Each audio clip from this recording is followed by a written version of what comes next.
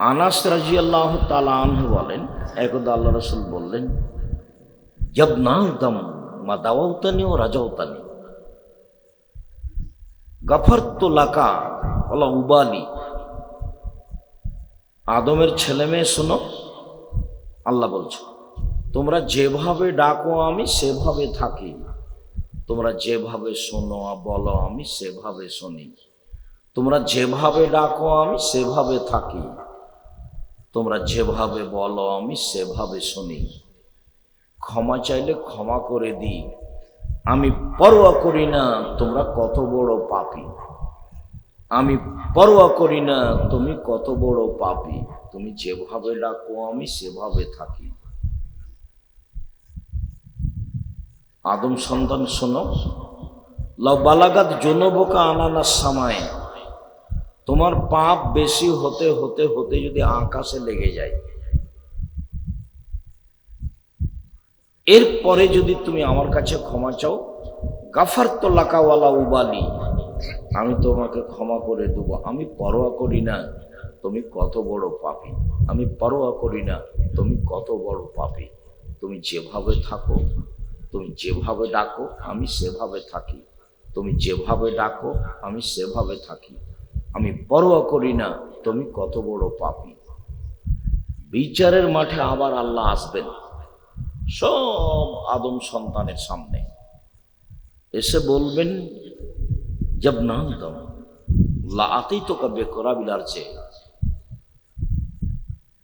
মাগফিরাতান, তুমি যে পরিমাণ পাপ নিয়ে উপস্থিত হয়েছ আমি সে পরিমাণ ক্ষমা নিয়ে উপস্থিত হয়েছি।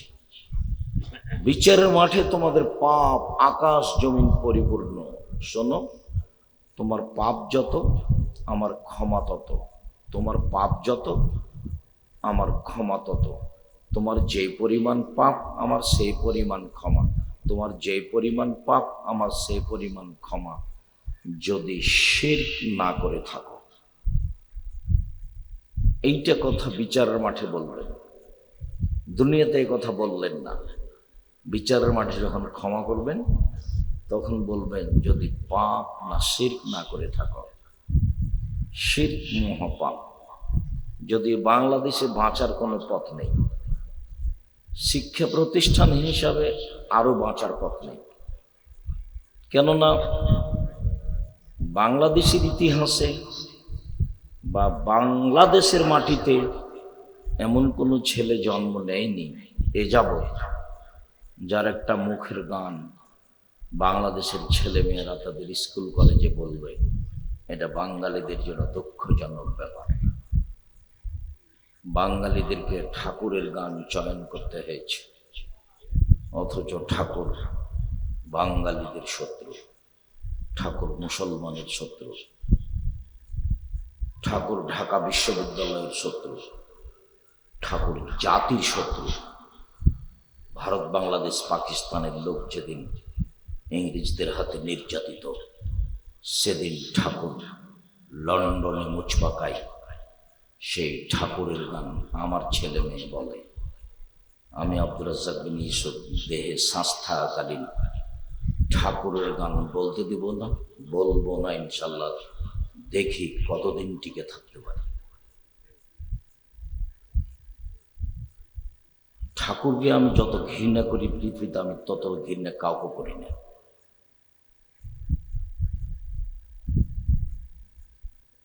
ঠাকুর যতবার বলেছে, ও কালিমা তোমার আকাশ, ও কালিমা তোমার বাতাস। কালিমার আকাশ বাতাস নয়, আমাকে ভুল বুঝাবেন না। আপনার বিদ্যাকে আমি কবর দিতে এসেছি। 90 সাল থেকে আপনার বিদ্যাকে আমি আমার পায়ের নিচে রেখেছি, আপনি মনে কিছু নেবেন না। সম্মানিত দিনী ভাই বোন, আপনার রাগ করার কিছু নেই। বাঙালি মানুষ আপনি, আপনার রাগ করার কি আছে? আপনার জীবনটাই শিরকের সাথে জড়া। আমি তো দিবস পালন করলে মক্কা বিজয়ের দিন করতাম। আমি মুসলিম, আমি যদি কোনো দিবস পালন করতাম তো কোন দিন করতাম? আমি মক্কা বিজয়ের দিন করতাম।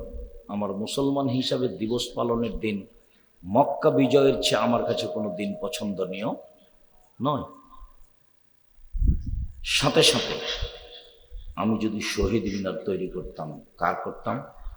হামজার করতাম।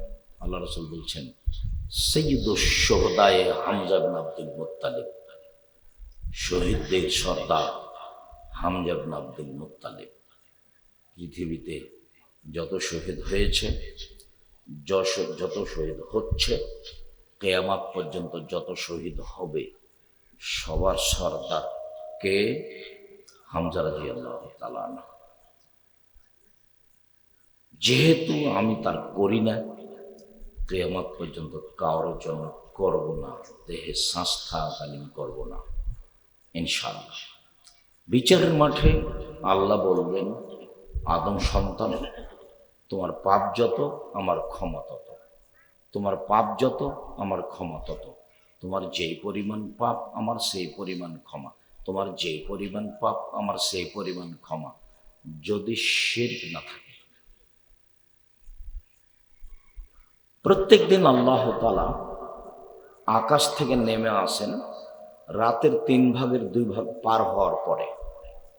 প্রত্যেক রাতে পৃথিবীতে যখন যেখানে রাতের 3 ভাগের 2 ভাগ পার হয়, তখন তিনি আকাশ থেকে নেমে আসেন পৃথিবীর সব মাটিতে। প্রথম আকাশে নেমে এসে তিনি বলেন, তোমরা কিছু চাও কি? চাও, চাইলে দেবে। তোমরা কিছু আমাকে বলো কি? বলো, শুনব। তোমরা আমার কাছে ক্ষমা চাও কি? চাও, ক্ষমা করে দেব। মিয়াদুনি ফাস্তাজিব লাহু, যে আমাকে ডাকে আমি তার ডাকে সাড়া দিব। মায়াসলনে ফাউতিয়াহু, যে চাই, যা চায় তাকে তাই দিয়ে দেব। মায়াস্তাগফিরুনি ফাগফিরলাহু, যে আমার কাছে ক্ষমা ভিক্ষা চায় তাকে আমি ক্ষমা করে দেব। ফজর পর্যন্ত বলতে থাকেন। আমি তখন ঘুমিয়ে, আপনি তখন ঘুমিয়ে। এটা মানাই না। মুখখান চুপটি করে থাকেন কেন? কিছু বলেন না কেন? মাল্লাম ইয়াসালিল্লাহ ইয়াগযাব আলাইহি, যে ওর কাছে চায় না তার উপরে ও অসন্তুষ্ট হয়, আর যে চাই তার উপরে খুশি হয়। ঠিক বলেছ, আমি তো দিতে পারি। বলো, আরো বলো, আমি তো দিতে পারি। চাইলে খুশি হয়, না চাইলে বেজার হয়। তার নাম আল্লাহ। তো আল্লাহর সাথে জড়িত পাপ ক্ষমা নেওয়া সহজ, মানুষের সাথে জড়িত পাপ ক্ষমা নেওয়া সহজ নয়। যেমন জেনা মহাপাপ, মহাপাপ। রাসূল সাল্লাল্লাহু আলাইহি সাল্লাম বলছেন, অবিবাহিত ছেলে মেয়ে যদি জেনায় লিপ্ত হয়, তাহলে তাকে 100 লাঠি পিটিয়ে এলাকা থেকে 1 বছরের জন্য তাড়িয়ে দিতে হবে। তিনি বলেন, আস-সাইবু বিস-সাইবার রাজম, বিবাহিত ছেলে মেয়ে যদি জেনায় লিপ্ত হয়, তাহলে তাকে ইট ঢেল পাথর দিয়ে মেরে মেরে মেরে ফেলতে হবে। বিবাহ করার পরে জেনায় লিপ্ত হলে তার বেঁচে থাকার কোনো পথ নেই। এরপরেও যদি তার বিচার না হয়, সে যদি আল্লাহর কাছে ক্ষমা চায়, তাহলে আল্লাহ তাকে ক্ষমা করে দিবেন। তিনি গফফার, ক্ষমা করার জন্য প্রতীক্ষমান আছেন। মাইয়াস্তাগফিরুনি ফাগফিরলাহু, কে আমার কাছে ক্ষমা চাই তাকে আমি ক্ষমা করে দেব। যতবার ক্ষমা চাইবে ততবার আমি ক্ষমা করে দেব। আমার ইজ্জতের কসম, আমার সম্মানের কসম, আমার মর্যাদার কসম, আমার উচ্চতার কসম, আদম সন্তান যতবার আমার কাছে ক্ষমা চাইবে ততবার ক্ষমা করে দেব। পাপ যত বড়ই হোক না কেন আমি পরোয়া করি না। আর যদি মানুষের সাথে জড়িত পাপ হয়, দোকানে বসে আড্ডা পিটছেন আর বলছেন অমুক ব্যক্তি খারাপ, বললেন খারাপ, এখন ক্ষমা নেন দেখি। চলে যান এবছর উমরাই দিয়ে আর আসিয়েন না, কিয়ামত পর্যন্ত কাবা ঘরে গিলাপ ধরে বলতে থাকেন যে আল্লাহ আমি অমুকের বদনাম করেছি, ক্ষমা করে দাও। আপনার মরা পর্যন্ত ক্ষমা চাইতে চাইতে যদি কোনোদিন ক্ষমা হয়ে যায়, তাহলে ইসলাম ধর্ম মিথ্যা, ইসলাম ধর্ম সত্য নয়। আপনি মানুষের বদনাম করেছেন, আল্লাহর কাছে কান্নাকাটি করে ক্ষমা হবে না, এটাই চূড়ান্ত। কোথায় ক্ষমা আছে? যার বদনাম করেছেন সেখানে ক্ষমা চান। এই ছেলে, ওই যে পিছন দিকে কথা বলছে তুমি শুনতে পাও না? তোমরা যারা দায়িত্ব পালন করছো তারা কি করছো? ওই যে পিছনে গল্প করছে, তার তো হিসাব নেই। গত বছর আসা যায়নি, সেজন্য মন্তব্যের শেষ ছিল না। আজকে উপস্থিত হয়েছি, ঠিকই নিজ নিজ স্থানে গল্প করছি। আপনার গল্প শুনতে এসেছি আমি? আপনাকে আমি ধর্তব্যে রাখি কোনোদিন? না, ভুল হিসাব আপনার। আপনি আমাকে গল্প দেখাচ্ছেন কেন? আপনাকে তো আমি সম্মান করতে চাই, আপনি নিজেকে পশু প্রাণীর মতো দেখাচ্ছেন কেন? বুঝেও বুঝে না ওরা, অন্তর আছে বুঝে না, দেখেও দেখে না ওরা, চক্ষু আছে দেখে না, শোনেও শোনে না ওরা, কান আছে শোনে না। উলায়েকা কাল আনাম, তারা পশু প্রাণীর মতো, তারা গরু ছাগলের মতো, তারা কুকুর শ্রেণীর মতো, বালু মাজাল বরং তার চেয়ে খারাপ। কি বুঝাতে চান আপনি? এই কথা তো আমি বলিনি। জাতির যদি রাস্তাঘাট করে দিতে না পারি, জাতির যদি স্কুল কলেজ করে দিতে না পারি, জাতিকে চূড়ান্ত সঠিক ধর্ম দিতে পারবো ইনশাল্লাহ। ধর্মের ব্যাপারে জাতিকে ফাঁকি দিয়ে পরকাল হারাতে রাজি নই, এই হিসাব কোনোদিন করি না। আপনাকে রূপক কিছু শোনাতে হবে এটা আমার কোনোদিন প্রয়োজন হয়নি, আর আপনাকে হিসাব করে আমাকে দুটা কথা বলতে হবে এরকম প্রয়োজন আমার জীবনে কোনোদিন হয়নি।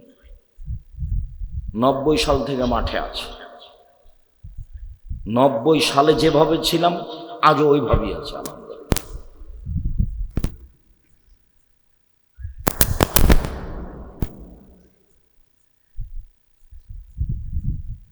আমি যে বসে থেকে মাথায় হাত দিয়েছি এই কথার আগে যে আমি কিছুই বলিনি তা নয়, আমি বলেছি যখন আসবে সামনে তখন কি করবেন, দাঁড়িয়ে সম্মান জানাবেন। তা হাসি দিয়ে উত্তর দিয়েছে, মুখে বলেনি। তখন আমি বলেছি অল্প দিন বাঁচতে এসে পরকাল হারাতে রাজি নয়, যা হবে হবে। অল্প দিন বাঁচতে এসে পরকাল হারাতে রাজি নয়। মরাতে একদিন লাগবে, আজ হোক আর কাল হোক, সেই প্রস্তুতি নিয়েই থাকতে হবে। যেহেতু মরাই লাগবে, শ্বাস বন্ধ হইলে দাপট শেষ। 17 বছরের ক্ষমতা তো আপনি দেখলেন 45 মিনিট। 17 বছরের ক্ষমতার সময় কতটুকু? 45 মিনিট। খুলনার অঘোষিত সম্রাট এরশাদ শিকদার মাথায় হাত দিতে পারেনি মেয়ে, আর ফেরাউন 1700 বছর নেতৃত্ব দেওয়ার পরে 2-3 মিনিট, এই ডুবলো নেই, 2-3 মিনিট ক্ষমতা দেখিয়ে, দাপট দেখিয়ে, অন্যায় অবিচার করে, জুলুম করে, নির্যাতন করে, রাহাজানি করে, মানুষের বদনাম গীবাত করে, মানুষের প্রতি অন্যায় অবিচার করে, মানুষকে জেল হাজতে দিয়ে বেঁচে থাকার চেষ্টা করবেন না। মাটির মানুষ, বাস কালকে চলে যেতে হবে, নরম হয়ে অল্প উপার্জন করে। উপার্জনের পথ 4টে। একটা দিন মজুরি, সন্ধ্যায় টাকা শেষ হবে, করেন, মরলেই শেষ। আর একটা চাকরি, সাধারণত 25 দিনে বেতন শেষ হবে, 5 দিন ধার কর্জে যাবে। আর একটা হলো জমি চাষ, হয় সমান সমান না হয় লস। আর একটা হলো ব্যবসা, তখন আল্লাহ রসুল বললেন সত্যবাদী বিশ্বস্ত ব্যবসায়ীরা নবীগণের সাথে জান্নাতে থাকবেন। আবার কেমন উপার্জন, অবাক উপার্জন। ব্যবসা বাদাম বিক্রিও হতে পারে, ব্যবসা বিদেশের সাথে ইনপুট লাইসেন্সেও হতে পারে, বড় থেকে বড়, ছোট থেকে ছোট। যে ব্যবসায়ী প্রতারণা নেই, ধোঁকা ফাঁকি নেই, সে ব্যবসায়ী নবীগণের সাথে থাকবেন। আমি এ কথা বলিনি, এ কথা মুহাম্মদ সাল্লাল্লাহু আলাইহি ওয়াসাল্লাম বলেছেন। সম্মানিত দিনী ভাই বোন, অল্প দিন বাঁচতে এসে কারো ক্ষতি করার চেষ্টা করবেন না। যে না যত বড়ই পাপ হোক, যদি আল্লাহকে বলে আল্লাহ আমার ভুল হয়েছে, আমি জিন্দেগিতে এই কাজে আর যাব না, ইনশাল্লাহ এই পাপ ক্ষমা হবে। সুদ, সুদ মহাপাপ। সুদের পাপের ভাষা শুনলে অবাক হতে হয়। পৃথিবীতে সুদের পাপের ভাষা যেমন, এরকম কোন পাপের সাথে ভাষা আল্লাহর নবী উল্লেখ করেননি। অবাক ভাষা। তিনি বলছেন, মা একলো দিরহাম রেবা ইয়ালাম আসাদ্দু মিন সিত্তাতি ওয়া সালাসিনা জিনিয়া। কেউ যদি জেনে শুনে 1 টাকা সুদ খায়, 36 বার জেনা করে যত পাপ হবে, 1 টাকা সুদ খেলে তার চেয়ে বেশি পাপ হবে। 36 বার জেনা করে যত পাপ হবে। জেনার পাপ তো একটু আগে জানলেন। অবিবাহিত অবস্থায় যদি জেনা করে 100 লাঠি পিটিয়ে 1 বছরের জন্য এলাকা থেকে তাড়িয়ে দিতে হবে। আর বিবাহিত পুরুষ নারী যদি জেনা করে, তাহলে তাকে ইট ঢেল পাথর দিয়ে মেরে মেরে মেরে ফেলতে হবে, তার বেঁচে থাকার কোনো সুযোগ নেই। আর এখন রাসূল সাল্লাল্লাহু আলাইহি ওয়াসাল্লাম যেভাবে বলছেন, তাতে মানুষ যদি 1 টাকা সুদ খায়, 36 বার জেনা করলে যত পাপ হবে, 1 টাকা সুদ খেলে তার চেয়ে বেশি পাপ হবে। আবার তিনি বলছেন, আর রেবা সাবুনা জুসান আইসারাহা আইন রাজুল উম্মাহু। সুদের পাপের 70টি ভাগ রয়েছে, ছোট থেকে বড়, বড় থেকে ছোট।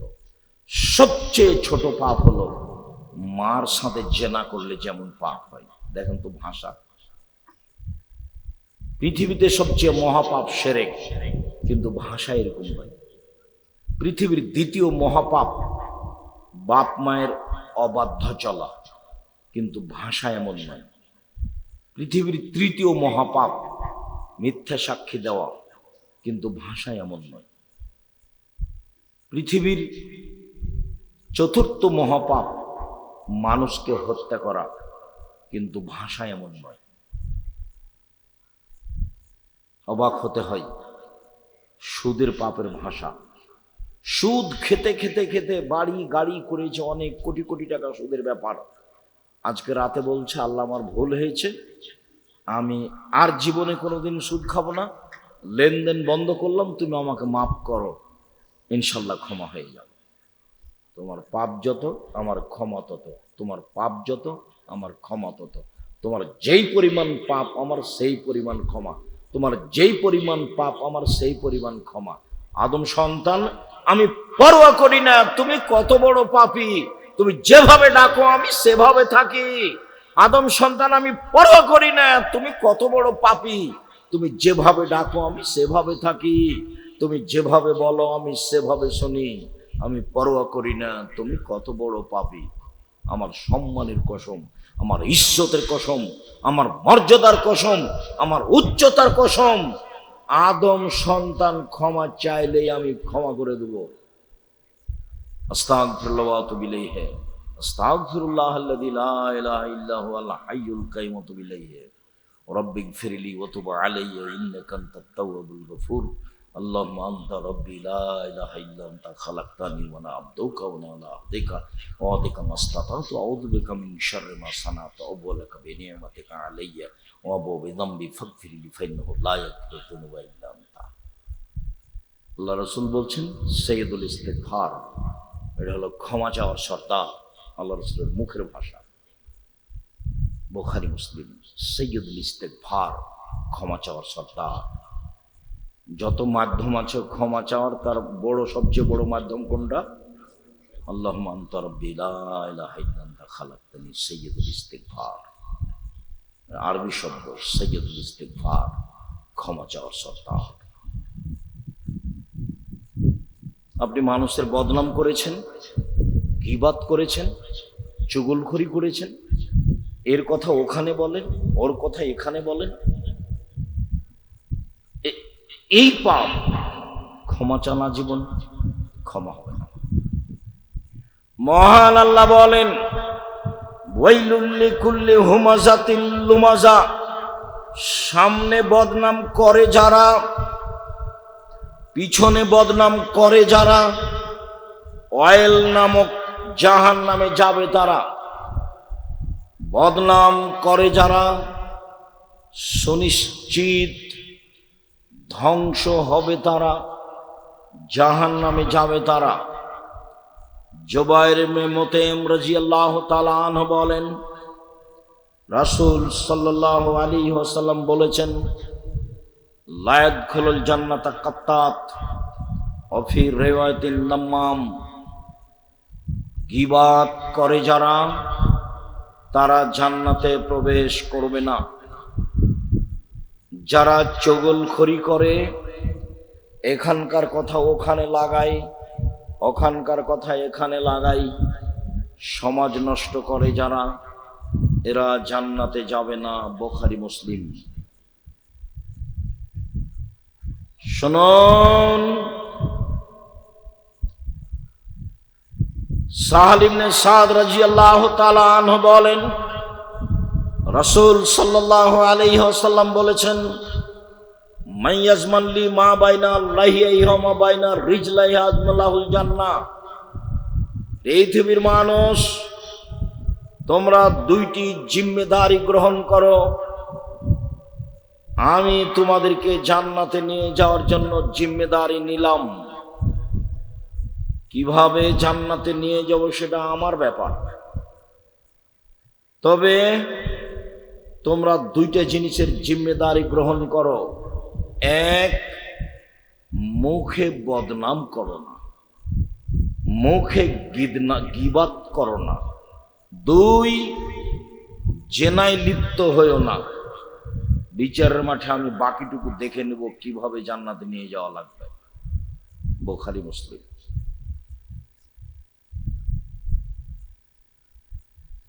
রাসূল সাল্লাল্লাহু আলাইহি ওয়াসাল্লাম তার চাচাকে বলছেন, চাচা খালি বলেন না লা ইলাহা ইল্লাল্লাহ, কিভাবে আপনাকে জান্নাতে নিয়ে যাওয়া লাগে। পাশে আবু জাহাল এরা বসেছিল, তারা বলল, আবু তালেব মরার কালে ধর্ম ত্যাগ করবেন, কিয়ামত পর্যন্ত আপনার নামে বদনাম থেকে যাবে। আবু তালেব মরার সময় ধর্ম ত্যাগ করেছে। আবু তালেব শেষ পর্যন্ত বলল, ভাতিজা আমি তোমার কথা গ্রহণ করতে পারলাম না। কিছুদিন পরে চাচা মারা গেল। আলী রাদিয়াল্লাহু তাআলা আনহু এসে বললেন, আপনার চাচা মারা গেছে। আল্লাহর নবী বললেন, যাও ওকে নিয়ে গিয়ে মাটি খুঁড়ে গর্ত করে মাটিতে পুঁতে দাও। তার জানাজা হবে না, তার গোসল হবে না, তার কাফন দাফন হবে না। পৃথিবীতে মুহাম্মদ সাল্লাল্লাহু আলাইহি সাল্লামকে ভালোবাসার লোক তার চাচার চেয়ে পৃথিবীতে কেউ ছিল না। কেউ যদি দাবি করে সেটা মিথ্যা দাবি হবে। পৃথিবীতে তার আশ্রয়স্থল ছিল, তাই আশ্রয়স্থলই ছিল তার চাচা। চাচাকে একটা কথা বলেছিলেন, চাচা লা ইলাহা ইল্লাল্লাহ বলেন, বাকিটুকু আমি দেখব, কি করা লাগে। তার চাচা এটা গ্রহণ করেননি। মরার পরে খবর পেয়ে তিনি বললেন, যাও তাকে মাটিতে পুঁতে দাও। তার জানাজা হবে না, তার গোসল হবে না, তার কাফন দাফন হবে না। আমি মুহাম্মদ সাল্লাল্লাহু আলাইহি সাল্লাম তার জন্য ক্ষমা চাইতে পারবো না। আমি আমার মায়ের জন্য ক্ষমা চাওয়ার অনুমতি চেয়েছিলাম, হয়নি। আমি আল্লাহকে বলেছিলাম আমার মায়ের জন্য ক্ষমা চাইতে পারি। আল্লাহ আমাকে বললেন, না। আমার মায়ের কবর দেখতে যেতে পারি? হ্যাঁ, যেতে পারো। ইব্রাহিম আলাইহিস সালাম তার পিতার জন্য ক্ষমা চেয়েছিল, হয়নি। বিচারের মাঠে ক্ষমা চাইবেন না, হবে না। শিরক করে মরে বিচারের মাঠে জান্নাত হবে না, শিরক মহাপাপ। রাসূল সাল্লাল্লাহু আলাইহি সাল্লাম বলেন, মাইয়াজমান লি মা বাইনা রাহিয়াইহি মা বানে রিজলাই হাজবলাহুল জান্নাহ। যে ব্যক্তি মুখের জিম্মেদারি নিবে, যে ব্যক্তি লজ্জা স্থানের জিম্মেদারি নিবে, আমি মুহাম্মদ সাল্লাল্লাহু আলাইহি সাল্লাম তাকে জান্নাতে নিয়ে যাওয়ার জিম্মেদারি নিলাম। রাসূল সাল্লাল্লাহু আলাইহি সাল্লাম বলেন, ইজমানুল সিত্তান মিন আনফুসিক মাজুল্লাকুল জান্নাহ। পৃথিবীর মানুষ, তোমরা 6টা জিনিসের জিম্মেদারি নাও, আমি তোমাদের জান্নাতে নিয়ে যাওয়ার জিম্মেদারি নিলাম। 1, অসদুকা ইযা হাদ্দাসতুম, কথা বললে সত্য কথা বলো। ওয়াউফি ইযা ওয়াআদতুম, মানুষের সাথে ওয়াদা করলে পূর্ণ করো। অদ্দুয়ে যাও তুমিনতুম, আমানত রাখা হলে তা দিয়ে দাও, আত্মসাৎ করো না। 4, অহফাজু ফরুজাকুম, জেনায় লিপ্ত হয়েও না। কিভাবে জান্নাতে নিয়ে যাবো সেটা আমার ব্যাপার। গুজ্জু আবসারাকুম, চক্ষু নিচু করে চলো। হাট বাজার মহিলা দিয়ে পূর্ণ, চক্ষু নিচু করবেন কিভাবে? বাপ তো পশু প্রাণীর মতো দিন কাটায়, স্বামীর গায়ে তো রক্ত বলে কোনো জিনিস নাই, সবই পুজ। ভাইয়ের গায়ে তো রক্ত বলে কোনো জিনিস নাই, সবই পুজ। আপনার স্ত্রী ভ্যানিটি ব্যাগ হাতে করে রাজশাহী বাজারে চলে যায়, দুর্গাপুর বাজারে চলে যায়, কিভাবে? আপনাকে একটু খারাপ লাগে না কেন? আপনার একটু আত্মমর্যাদা হয় না কেন? আপনার একটা ইতস্তবোধ হয় না কেন? আপনাকে খারাপ লাগে না কেন? আপনার শরীরে সবই কি পুজ, একটুকু রক্ত নেই, খারাপ লাগে না? ছি, যাবে কেন বাজারে? ওর স্বামী মরে গেছে, ওর বাপ মরেছে, ওর শ্বশুর মরেছে, ওর দেবর মরে গেছে, ওর ভাসুর মরে গেছে, ওর বোনের ছেলে মরে গেছে, ওর ভাইয়ের ছেলে মরে গেছে, ও দুনিয়াতে একাই আছে, তাই তাকে বাজার যেতে হচ্ছে। তার শরম হয় না কেন? তার হায়া হয় না কেন? তার লজ্জা হয় না কেন? তার শরম হয় না কেন? সে লজ্জা বিক্রি করে খেয়েছে কেন? সে পৃথিবীকে ছোট মনে করে কেন? এই ছেলে, তোমার মাকে খালা বলে ডাকিও। তোমার আমার শরম হয় না?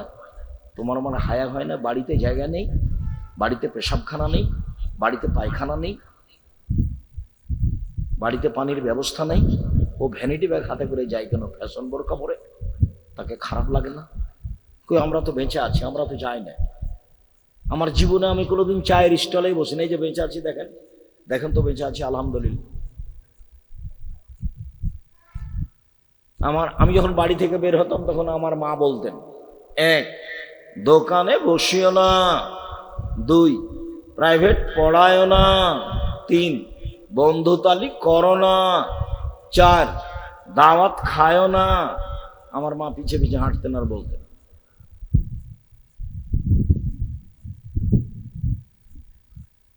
তো দোকানে বসি না। আর এখন তো দোকানে বসা খুবই কঠিন। ল্যাংটা মেয়ে নাচে, ওখানে 3 জন 4 জন বসে থাকে, যে যা দেখেন ওখানে বসে আছে।